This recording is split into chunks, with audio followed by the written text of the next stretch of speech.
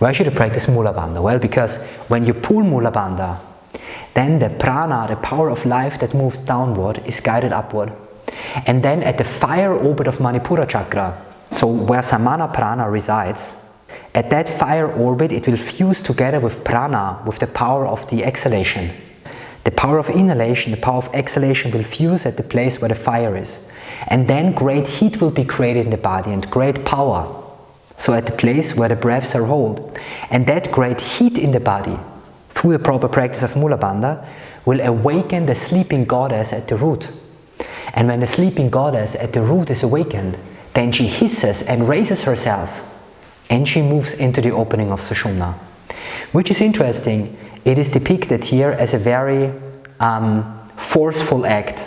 And it is a very forceful act here. So the snake awakens like being hit by a stick. The stick in this case is the heat, the pressure created by prana Shakti. It's one way to awaken the great goddess, because she exists in 3 layers. She exists as Icha Shakti in the higher chakras. She exists as Jnana Shakti in the heart, as Madhya Kundalini, and she exists as Apara Kundalini in the root chakra.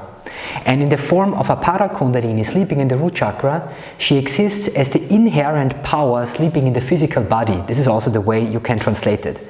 And on the layer of the physical body, she can be awakened by means of heat, so by means of force. Let's say you cannot awaken the goddess in the heart by means of force. No, the goddess in the heart you awaken by means of truth. Very simply. And you cannot awaken Urdhva Kundalini by means of force.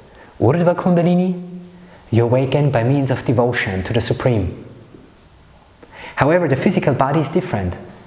The physical body is, first, it's insentient, except it is fused by the power of your consciousness.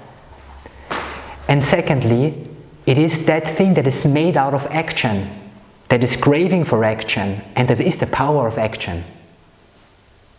And so itself can be awakened through action. So you see, this is like, it's the lowest state of who you are. And this is maybe the reason I ask myself the question, why Hatha Yoga is so successful, was so successful, more successful in my estimation, globally, than Bhakti Yoga also. And the reason is because it's the most easy way. Why it's the most easy way? Because the goddess, you awaken the goddess in form of the material. This is so easy because it's so close to you. You do not need to, you can do it out of any, you can be a good person, a bad person, you can have spiritual understanding or not. If you inhale prana Shakti and you contract Mulabandha and you do your exercises, the great goddess will be aroused.